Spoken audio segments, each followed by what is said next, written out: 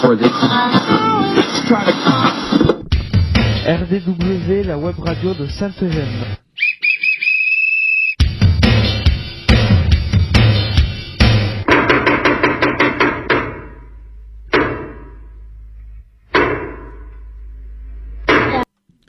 RDW et l'ITEP Sainte-Gemme restent encore sous le choc des événements à caractère terroriste qui ont eu lieu à Carcassonne et à Trèbes, vendredi dernier, 23 mars 2018. Nous avons une pensée très forte pour les victimes et nous présentons nos sincères condoléances aux familles. Nous tenons à leur rendre hommage et cette émission leur est dédiée. RDW, la web radio de Sainte-Gemme.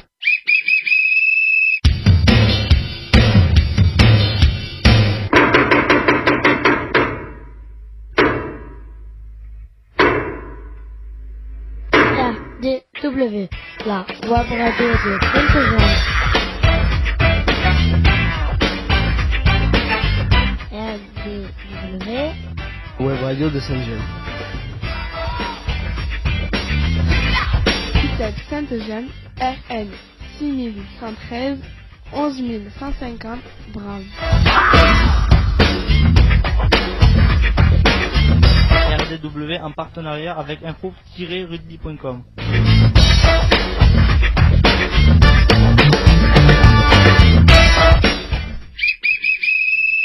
Bonjour et bienvenue sur RDW, la web radio de Sainte-Gemme, en partenariat avec notre hébergeur info-rugby.com. RDW, la radio du web, est réalisée pour et avec les jeunes accueillis à Sainte-Gemme. Nous ne diffusons que sur internet les vendredis de 10h30 à 11h en direct live. Et pour ceux qui voudraient nous entendre pendant le reste de la semaine, nous les invitons à consulter YouTube, de rechercher ITEP Sainte-Gemme. Les émissions précédentes sont à leur disposition. Comment écouter l'émission en direct? Tapez sur votre barre de recherche info-rugby.radioweb.co/livefeeds-1, choisir US Carca, appuyez sur Play. Pour réécouter l'émission, allez sur YouTube, vous pouvez laisser des commentaires et vous abonner à notre chaîne ITEP Sainte-Gemme. Aujourd'hui, nous sommes deux animateurs pour réaliser cette émission. Luc Fuentes. Et bonjour. Qui va aussi s'occuper de la sono. Et moi-même, Vanessa Tougne. Nous sommes tous les deux psychologues à Sainte-Gemme.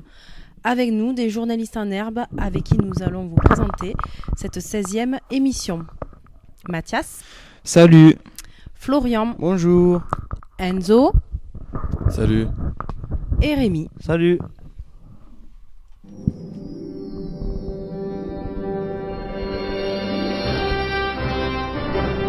RDW, la radio de Sainte-Gemme. ITEP Sainte-Gemme, RN 6113 11150 Bram. RDW en partenariat info-rugby.com.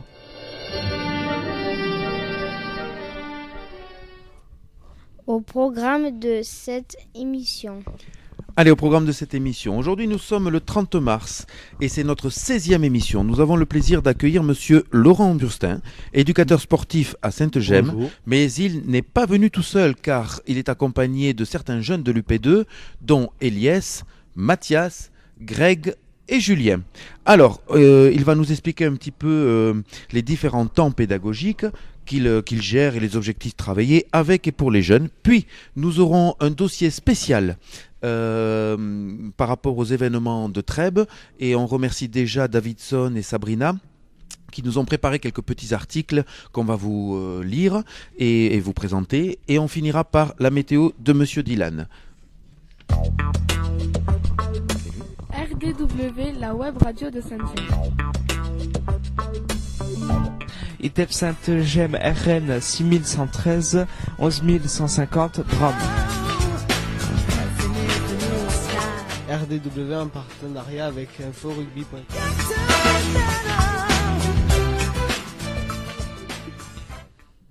Le sport en Sainte-Gemme.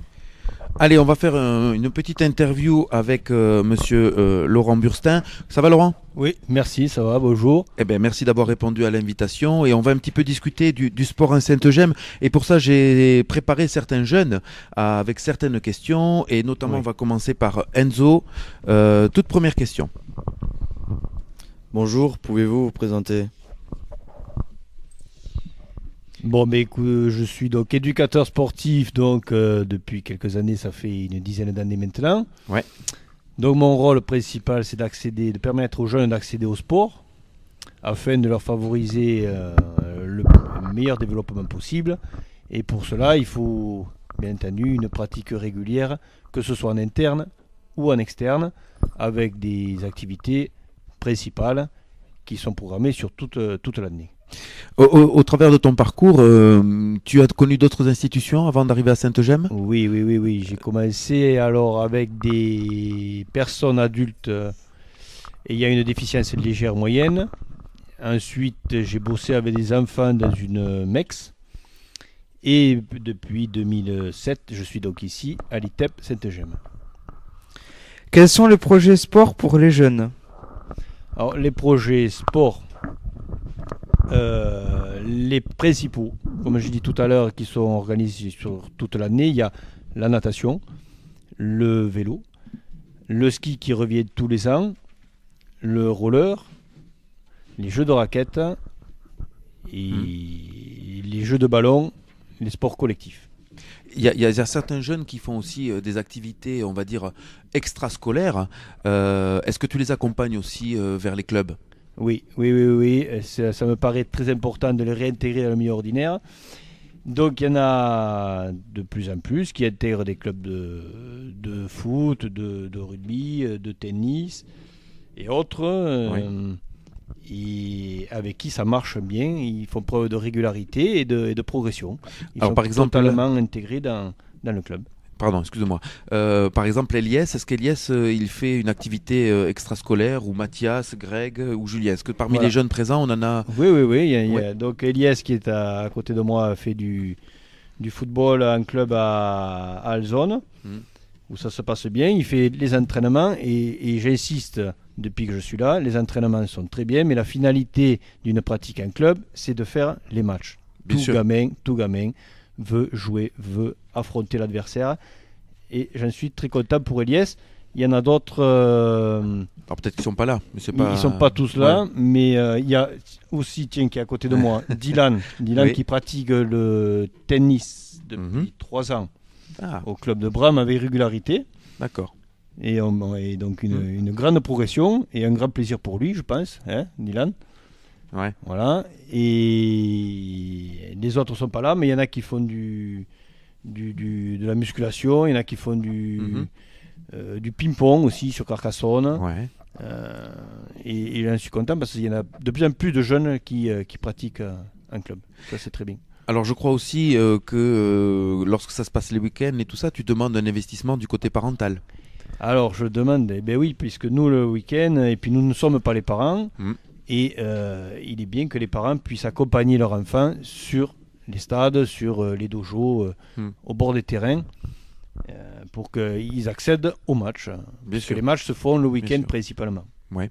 Alors après, je crois que quand même, tu es quand même référencé ici comme celui qui s'occupe du sport et professeur de sport. Je crois que tu travailles aussi ce qui s'appelle la motricité et que tu vas chercher chez eux et tu leur demandes à ces enfants une certaine évolution. Alors, pour les plus jeunes, effectivement, tous les en EPS, les sports programmés, il y en a beaucoup qui se font sur des parcours moteurs. Donc parcours moteur à thème basket, parcours moteur à thème roller, parcours moteur à thème football, voilà, pour développer au maximum les habiletés motrices. Puisque dans le sport, il y a plusieurs paramètres, il y a la dimension physique, donc l'endurance, la tonicité, mais il y a les habiletés motrices qui sont très importantes. Oui. Quoi. Oui. Et puis on connaît nos jeunes, on voit bien, moi je sais que Mathias, au niveau sport, il se débrouille plutôt pas mal dans ce que j'ai entendu. Elias, n'en parlons pas parce qu'il a des aptitudes avec le foot, mais des jeunes comme Julien ou Greg sont tout le temps aussi en évolution, je pense. Ah oui, on a de grosses progressions depuis qu'ils sont arrivés. L'avantage que nous avons ici, c'est que nous avons le temps. Nous avons le temps de permettre aux jeunes d'accéder, de développer le minimum. Voilà. Et quand je dis le minimum, c'est-à-dire qu'il soit capable de faire les bases. Et après, tant que le jeune est en progression, on le maintient dans l'activité. Voilà. On n'arrête pas l'activité, on n'est pas limité dans le temps. Et pour corroborer ce que tu dis, c'est vrai qu'il y a certains jeunes qui arrivent ici, par exemple, en ne sachant pas faire de vélo ni de bicyclette, et c'est un apprentissage que toi tu leur permets de faire.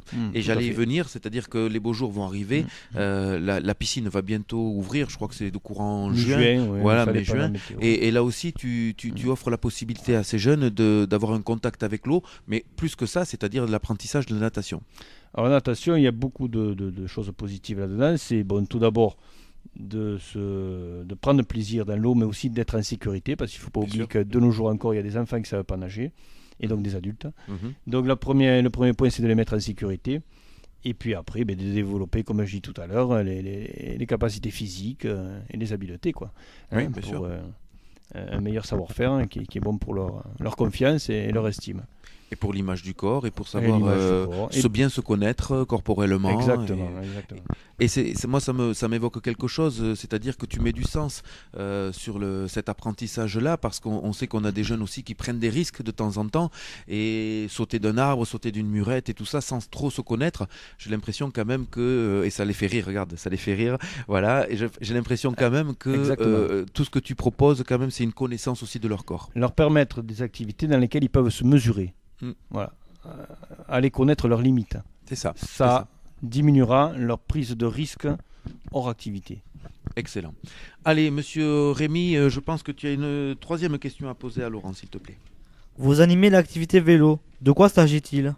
Alors là, l'activité vélo est une des plus anciennes, comme la natation. Elle consiste donc à partir tous les vendredis. C'est une section qui marche avec principalement les ados, mais pas que. Il y a des enfants qui peuvent intégrer l'activité. Et donc on part sur des randos de 12 à 15 km le vendredi. Et ensuite, sur les semaines d'activité, on peut partir sur des randos plus longues qui vont jusqu'à 20 km, 25 km. Et qui consistent là aussi à développer les capacités physiques, mais aussi, surtout, à s'adapter au code de la route, quoi. Puisque quand même ça me paraît très très important de savoir mesurer les risques et d'être toujours en sécurité, quel que soit l'environnement. Ça peut être en campagne comme en milieu urbain, donc ne pas se mettre en danger est important. Et là, parmi les 4 jeunes qui sont là avec nous, il y en a qui participent à cet atelier vélo ? Alors, il y en a qui ont participé et qui participent. Donc, il y a Mathias actuellement qui participe. Il y a Enzo qui a participé. Il y a Dylan qui participe. Ah oui. Oui. Alors, ce que j'ai oublié de dire, c'est que du fait du succès de l'activité vélo, on a été obligé de mettre une petite section le lundi après-midi avec les petits. Voilà. Ouais. Donc, c'est pour ça que là, autour de moi, il y en a beaucoup. Il y a Elias qui participe aussi le lundi. Mathias qui a participé le vendredi, mais maintenant, il participe le lundi. Greg participe le lundi. D'accord. Voilà. Et d'autres qui sont pas là. Et d'autres, Lucas, qui font partie de l'UP2 aussi.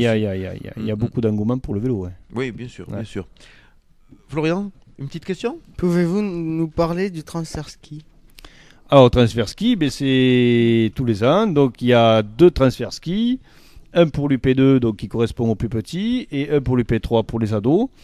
Et donc là, principalement, qu'est-ce qu'on vise ? C'est être capable de s'adapter à une nouvelle organisation, puisque c'est un transfert qui se fait sur les stations aux alentours en Ariège, et de s'adapter à la météo, à l'altitude, puisque l'effort physique n'est pas le même, la température n'est pas la même, et donc ça marche là aussi bien. C'est sur 3 jours. On s'arrête à là maintenant. Avant, c'était un peu plus long, mais bon, les organisations ont changé. Oui. Et même sur 3 jours, on voit des progressions techniques chez les jeunes. Et donc ça, c'est bien parce que ça les met dans le plaisir, dans la confiance. Et voilà pourquoi ça marche. Oui, et puis je crois qu'aussi on demande à nos jeunes, comme ils sont sur l'extérieur, vraiment de travailler sur le comportement et tout ça, et sur l'attitude. Exactement. Parce que c'est important que quand Sainte-Gemme sort... On n'en a pas parlé, mais un maximum d'activités sont programmées en externe, en milieu ordinaire, pour être avec la population, quoi, puisque le sport contribue à leur réintégration dans la société, quoi. Et ça marche bien, et on le voit sur le vélo, on le voit sur la natation, parce que la natation se fait sur des créneaux privés, mais des créneaux publics. Sur une station de ski, on est avec tout le monde. En escalade, j'ai oublié, depuis cette année, l'activité escalade avec les ados. Pareil, on y était hier après-midi et on était avec des grimpeurs à Toulouse. Là, ça dans une concerne grande plus salle. l'UP3, l'UP4. Hein. C'est plus l'UP3 et l'UP4. l'UP3, Exact, l'UP4. ouais. Mais Bon. ça marche très bien aussi. Super. Écoute, Laurent, on te remercie de cette intervention. J'espère que nos Merci. auditeurs auront bien saisi toute l'importance aussi de faire du sport à Sainte-Gemme, car souvent on oublie. On parle des projets éducatifs, des Non, projets on tout n'oublie ça, plus, on n'oublie plus. mais le sport est quelque chose d'important.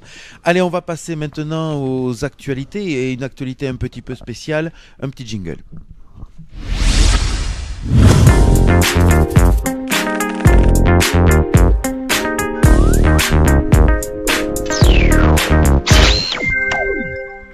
Allez, c'est une actualité un petit peu spéciale aujourd'hui, et c'est un peu le cœur lourd qu'on va parler un petit peu de ce qu'il s'est passé à Trèbes et à Carcassonne. Et encore une fois, notre groupe de journalistes de l'ombre, par les écrits de Sabrina, de Davidson, en tout cas pas mal de l'UP4, sous l'œil attentif de Madame Fink, on va essayer de revenir sur cet événement, puisque c'est un événement assez majeur, ça se passe très très près de chez nous. Donc voilà, on va essayer d'être le plus objectif possible et le plus succinct aussi, parce que l'important c'est de vous donner aussi des informations. Allez, c'est parti. Donc le vendredi 23 mars 2018, aux alentours de 10h30, des actes d'origine terroriste ont eu lieu dans l'Aude, notre département. On va commencer par la présentation des faits. Les faits d'un individu, un homme, au nom d'une organisation terroriste armé d'un pistolet et un couteau, a blessé et tué des Audois. Il s'est réfugié dans un supermarché causant d'autres victimes avant d'être abattu. Voilà, et pour ça, pour bien comprendre, on va parler du déroulement. Vers 10h30, à Carcassonne, l'individu a agressé un conducteur et son passager afin de récupérer leur véhicule près de la cité. Il a ensuite tiré sur CRS et a poursuivi sa course folle jusqu'à Trèbes, et plus précisément dans le supermarché en périphérie de la commune. L'auteur a commis d'autres crimes avant de prendre en otage plusieurs clients et employés du magasin. Vers 15h, le GIGN donne l'assaut et abat l'individu mal intentionné. Voilà, donc on a bien compris que cet individu avait fait pas mal de victimes, et les actes meurtriers donc ont causé la mort de 4 personnes, 3 civils et un gendarme. Il y a aussi plusieurs blessés, à peu près 16 personnes. On va parler maintenant du groupe d'intervention. Les gendarmes ont sécurisé la commune de Trèbes et le lieu de la prise d'otages, permettant au GIGN, le groupe d'intervention de la gendarmerie nationale, d'intervenir et de neutraliser le malfaiteur. Voilà. Alors, qu'est-ce que c'est qu'une organisation terroriste ? On y va, monsieur Rémi, s'il te plaît. Enzo, pardon, c'est Enzo. Enzo, l'organisation terroriste, s'il te plaît. Le meurtrier se revendiquait du groupe Daesh, cela veut dire qu'elle était radicalisée. Le terrorisme, c'est la nouvelle façon de faire la guerre. Voilà, l'organisation terroriste Daesh. Est-ce que tu peux nous en dire quelque chose, Rémi, s'il te plaît ? C'est l'organisation terroriste qui est originaire d'Irak, appelée aussi État islamique, qui est considéré comme le mouvement djihadiste le plus violent au monde. Il est accusé par l'ONU, la Ligue arabe et les États-Unis et l'Union européenne d'être une organisation terroriste responsable de crimes de guerre, de nettoyage ethnique et de crimes contre l'humanité. Et alors voilà comment ça se passe un petit peu en France actuellement. On entend souvent ce mot de radicalisation, c'est-à-dire ce sont des gens qui vivent en France en tout cas, et au travers d'un discours de cette organisation, ils commettent des actes terroristes ici. Qu'est-ce que c'est la radicalisation, Florian ? La radicalisation est le fait de soutenir et d'envisager des actions violentes en soutien à une idéologie, Oui. qu'elle soit religieuse, politique ou séparatiste. Dans ce cas précis, il s'agit d'une radicalisation religieuse. Mais il faut faire la différence entre musulmane et djihadistes. Voilà, alors on va pas trop entamer ce discours-là parce que nous avons fait au début le choix dans cette radio de ne pas trop parler de religion, mais effectivement le djihadisme se sert un petit peu de la religion pour faire avancer ses idées. Et c'est cette nouvelle façon de faire la guerre qui où on s'est peut-être pas trop encore adapté, où on commence un petit peu à s'adapter. Rémi, est-ce que tu peux nous dire un petit peu le petit article sur cette nouvelle façon de faire la guerre? Daesh n'est pas une armée et ne peut, dans un conflit classique, rivaliser avec les pays tels que les États-Unis, la France, etc. Il invite donc leurs soldats à semer la terreur sur les sols ennemis. Exemple, New York, Pentagone, Paris, Charlie Hebdo, le Bataclan, Barcelone, Nice et Carcassonne et Trèbes. Voilà, tristement célèbre en ce moment au vu de ce qui s'est passé. Alors, ça, on vient de vous présenter les faits, on a essayé d'être au plus juste dans les mots pour bien expliquer, que ce soit aux plus jeunes ou aux plus vieux. À Sainte-Gemme, moi j'ai passé mon lundi à rencontrer la plupart d'entre vous, essayer de mettre un petit peu plus de mots et de sens là-dessus. Mais comment, à notre façon, à notre portée, on peut essayer de lutter contre le terrorisme. Et là, nous est venue un petit peu l'idée de vous présenter des petits textes sur la tolérance, l'éducation, les valeurs et les symboles républicains, le respect, respecter les cultures et la laïcité. On va vous présenter ça parce que c'est vraiment à notre niveau les choses que l'on peut faire. Et je vais demander à Rémi et Florian de nous présenter quelques articles donc, de la charte de la laïcité, en commençant, alors ce sont des articles qui ne sont pas forcément dans l'ordre, mais l'important est que vous compreniez bien le message qui est fait. L'article 1. La France est une république indivisible, laïque, démocratique et sociale. Elle assure l'égalité devant la loi sur l'ensemble de son territoire, de tous les citoyens. Elle respecte toutes les croyances. Oui. La laïcité garantit la liberté de conscience à tous. Chacun est libre de croire ou de ne pas croire. Elle permet la liberté d'expression ou de ses convictions. Conviction, oui. Dans le respect de celles d'autrui et dans les limites de l'ordre public. L'article 4, s'il te plaît. La laïcité permet l'exercice de la citoyenneté en conciliant la liberté de chacun avec l'égalité et la fraternité de tous dans le souci de l'intérêt général. Et enfin l'article 9. La laïcité implique le rejet de toutes les violences et de toutes les discriminations, garantit l'égalité entre les filles et les garçons et repose sur une culture de respect et de la compréhension de l'autre. Voilà, pourquoi on vous a lu ces petits articles, c'est qu'effectivement, j'espère que vous avez bien pris conscience qu'on est dans des termes importants. Rejet de la violence, égalité, respect des cultures. Allez, on va partir, on va continuer sur un texte par rapport à la tolérance et le respect des différences. Et là, je m'y colle avec Rémi. C'est Vanessa, tu veux le faire ou c'est Rémi? Alors c'est Rémi, on y va. Rémi, est-ce que tu peux nous donner par exemple la définition du mot tolérance? La tolérance, c'est le respect de la liberté d'autrui, de ses manières de penser, d'agir, de ses opinions politiques et religieuses.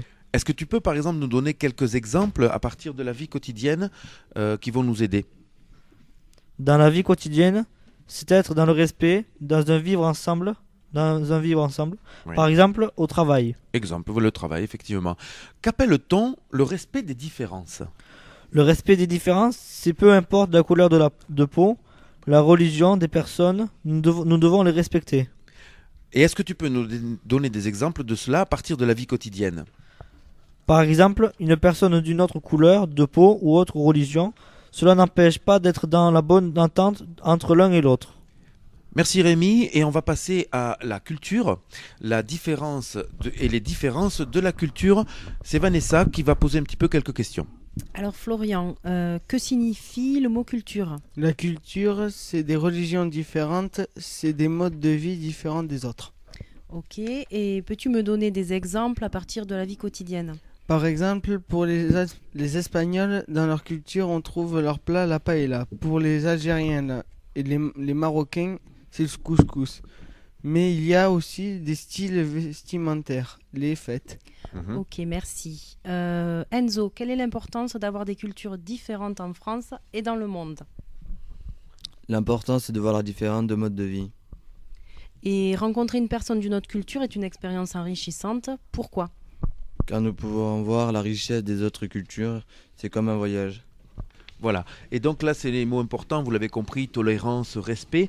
Et pour cela aussi, notre République a certains symboles et certaines valeurs qui nous semblent aujourd'hui assez importantes. D'ailleurs, le ministère et les gouvernements réfléchissent quand il y a effectivement des personnes étrangères au pays qui arrivent et on leur demande par exemple de savoir un petit peu parler français, mais de connaître aussi les symboles. Et je m'y colle avec Mathias qui va nous dire un petit peu par exemple que symbolisent les couleurs du drapeau français.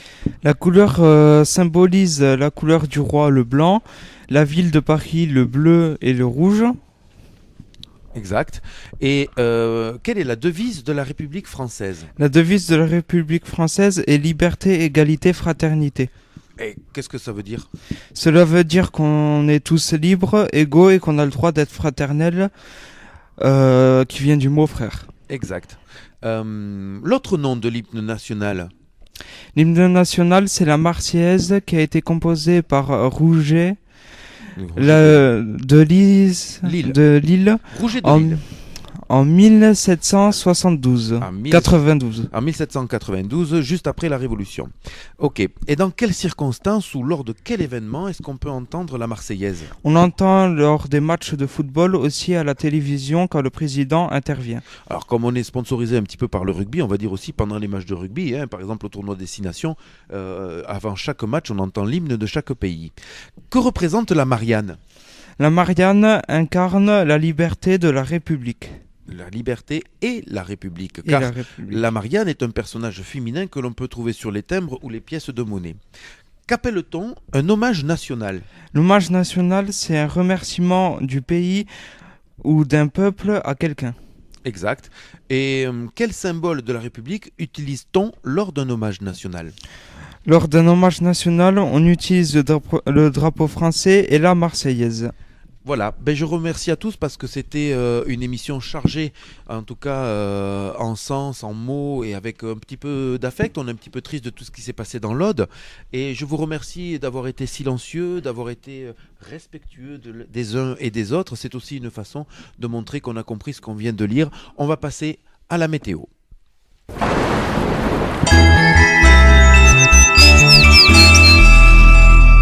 Allez, salut mon petit Dylan. Est-ce que tu peux me donner la météo de ce vendredi, s'il te plaît ? Vendredi, en journée, et ensoleillé avec des températures de 8 à 16. Ouais. Samedi, averse toute la journée, température de 7 à 13. Dimanche, soleil et nuages. Pas de pluie, mais température de 6 à 14. Merci Dylan. RDW, la web radio de Saint-Gem. ITEP Saint-Gem, RN 6113, 11150 Bram. RDW en partenariat avec info-rugby.com.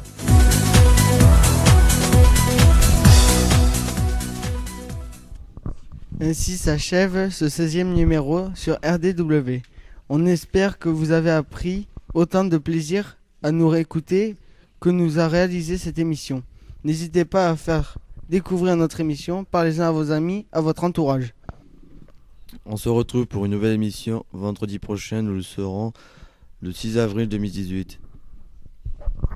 Comment écouter l'émission en direct ? Tapez sur votre barre de recherche info-rugby.radioweb.co/livefeeds-1, choisir USKRK, appuyez sur Play. Avec info-rugby.com, c'est des matchs Pro D2, 15 de France, Top 14, Fédéral 1 en direct. Comment réécouter l'émission ou l'écouter en différé ? YouTube, tapez ITM Saint-Gem et vous pourrez écouter ou réécouter nos émissions. N'hésitez pas à laisser vos commentaires et laisser un pouce bleu. Et vous pouvez aussi vous abonner à notre chaîne.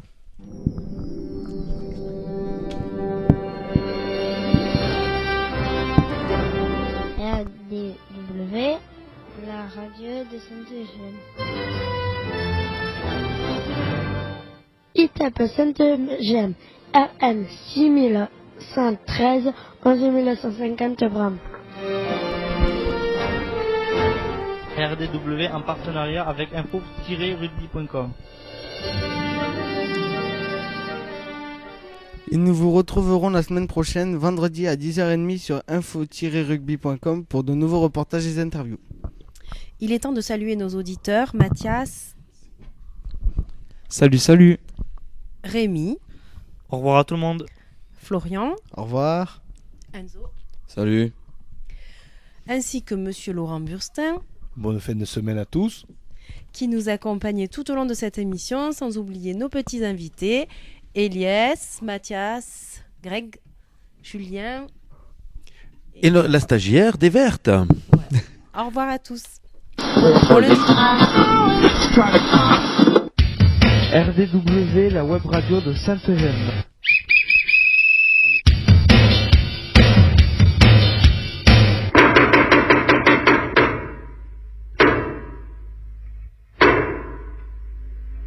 RDW, la web radio de Saint-Eugène. RDW, Web radio de Saint-Eugène.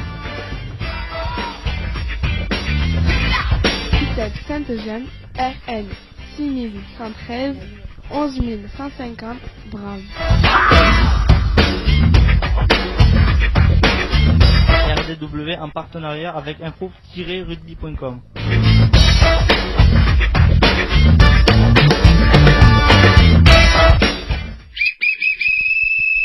Maintenant, Silas Radio.